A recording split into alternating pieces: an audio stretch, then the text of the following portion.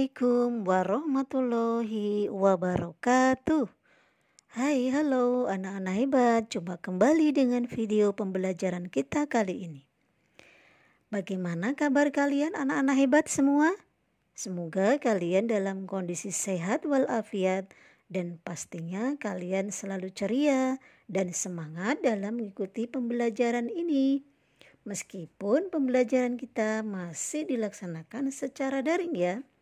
Dan teruntuk ayah bunda di rumah, semoga selalu sehat dan sabar dalam mendampingi Ananda belajar di rumah. Oke anak-anak hebat. Bu Guru mengingatkan jangan lupa untuk selalu menjaga kesehatan dengan melaksanakan protokol kesehatan 5M. Yang pertama, memakai masker. Yang kedua, mencuci tangan dengan sabun pada air yang mengalir. Yang ketiga, menjaga jarak. Yang keempat, menjauhi kerumunan. Dan yang kelima, membatasi mobilitas dan interaksi. Semoga kita selalu terhindar dari bahaya virus corona. Oke anak-anak hebat, sebelum kita mulai pembelajaran kita kali ini, mari terlebih dahulu kita berdoa bersama-sama supaya pembelajaran kita akan diberikan kemudahan oleh Allah dan pastinya akan mendapatkan ilmu yang bermanfaat untuk kita. Berdoa mulai. A'udzu billahi minasyaitonir rajim. Bismillahirrahmanirrahim. Rabbi zidni ilma warzuqni fahma. Amin. Berdoa selesai. Oke anak-anak hebat, mari kita mulai pembelajaran kita hari ini. Pembelajaran kita kali ini masuk pada tema 1, selamatkan makhluk hidup. Pada subtema 1, pembelajaran 1, tumbuhan sahabatku. Baik anak-anak, mari kita amati, kita perhatikan gambar berikut ini. Apakah kalian suka berkebun? Suka berkebun merupakan kebiasaan yang sangat bagus. Kalian dapat menanam berbagai jenis tumbuhan. Jika kalian pelihara, kalian akan dapat menikmati hasilnya. Kalian dapat menikmati sayuran dan buah-buahan yang dihasilkan dari tumbuhan. Dengan demikian dapat dikatakan tumbuhan sahabatku. Bagaimana dengan kalian? Apakah kalian sudah menganggap tumbuhan sebagai sahabat? Tuhan telah menciptakan berbagai jenis tumbuhan untuk mencukupi kebutuhan manusia. Berbagai jenis tumbuhan dan sayuran dihasilkan oleh tumbuhan. Semua itu merupakan karunia Tuhan. Oleh karena itu, kalian harus bersyukur kepadanya. Rawatlah tumbuhan yang ada di sekitar kalian. Jadikan tumbuhan sebagai sahabat. Jangan lupa selalu berdoa agar semua tumbuhan dapat tumbuh sesuai dengan harapan. Oke anak-anak hebat, coba perhatikan tumbuhan yang ada di sekitar kita. Ada banyak tumbuhan di sana. Ada hutan belantara, ada pohon buah-buahan, dan ada juga tanaman padi yang ada di sawah. Ada banyak tumbuhan yang ada di sekitar kita. Mengapa ada berbagai jenis tumbuhan di sekitar kalian? Nah, coba kita harus tahu manfaat dan fungsi tumbuhan bagi makhluk hidup. Makhluk hidup di bumi ini contohnya ada manusia dan hewan. Coba kira-kira manfaat dari tumbuhan untuk makhluk hidup untuk apa? Untuk kita manusia dan juga untuk hewan. Manfaat tumbuhan yang pertama adalah sebagai sumber energi atau untuk menyediakan makanan. Kemudian yang kedua sebagai sumber vitamin. Yang ketiga sebagai sumber oksigen. Yang keempat sebagai pengikat air tanah, dan yang kelima sebagai peneduh. Itu manfaat tumbuhan untuk hewan dan manusia. Bayangkan jika di bumi ini tidak ada tumbuhan anak-anak, tentu manusia tidak akan bisa melangsungkan kehidupannya karena tidak akan memiliki cadangan makanan dari tumbuhan. Dan bisa dibayangkan bumi ini akan menjadi gersang dan panas, dan lama-kelamaan kehidupan ini akan berakhir. Oleh karena itu, kita harus selalu menjaga kelestarian tumbuhan di sekitar kita supaya kita dapat melangsungkan kehidupan di muka bumi ini.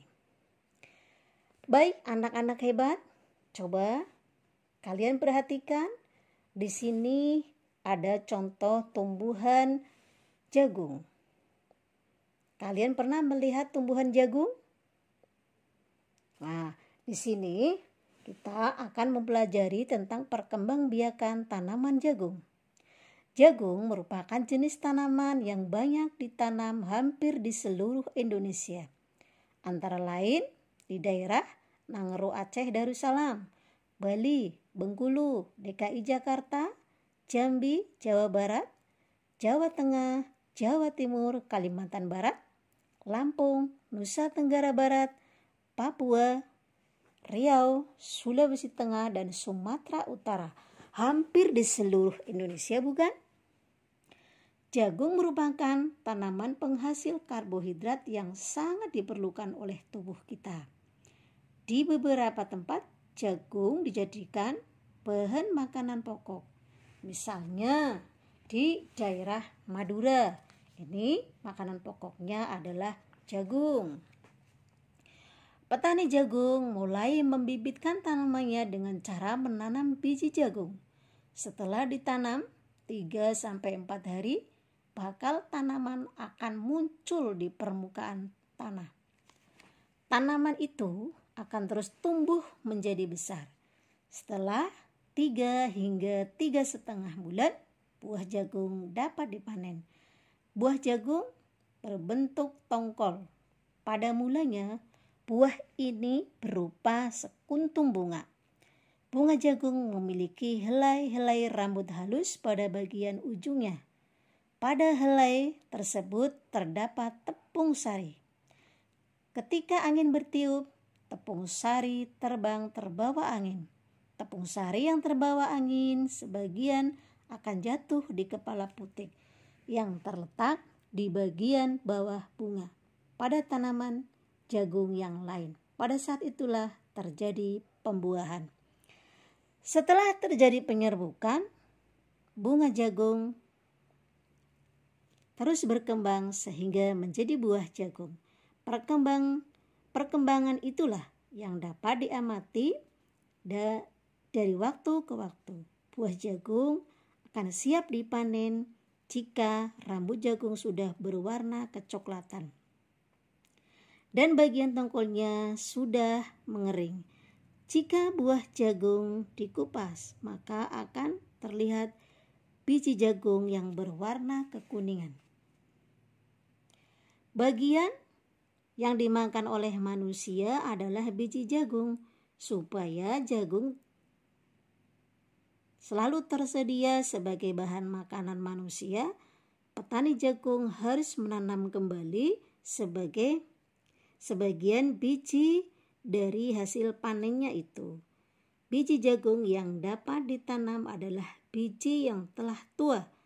Setelah biji ditanam, terjadilah pertumbuhan biji jagung kembali.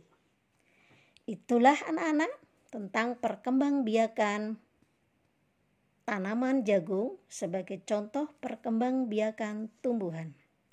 Baik, pada pertemuan yang akan datang nanti akan kita bahas tentang perkembangbiakan tumbuhan. Baik, anak-anak, hanya itu saja pembelajaran kita kali ini. Semoga materi yang sudah disampaikan oleh Bu Guru nanti akan bisa dipahami oleh kalian dengan baik. Dan sebelum Bu Guru akhiri, Bu Guru akan memberikan beberapa tugas pertanyaan terkait dengan materi yang sudah Bu Guru jelaskan tadi. Nanti hasil tugas kalian untuk bisa dikirim melalui grup WA kelas kita ya. Cukup jawabannya saja. Nanti Bu Guru akan nge-share beberapa pertanyaan terkait dengan materi pembelajaran yang sudah Bu Guru berikan. Oke, baik anak-anak hebat. Mari kita akhiri pembelajaran kita hari ini dengan membaca lafal hamdalah bersama-sama. Alhamdulillahirrabbilalamin.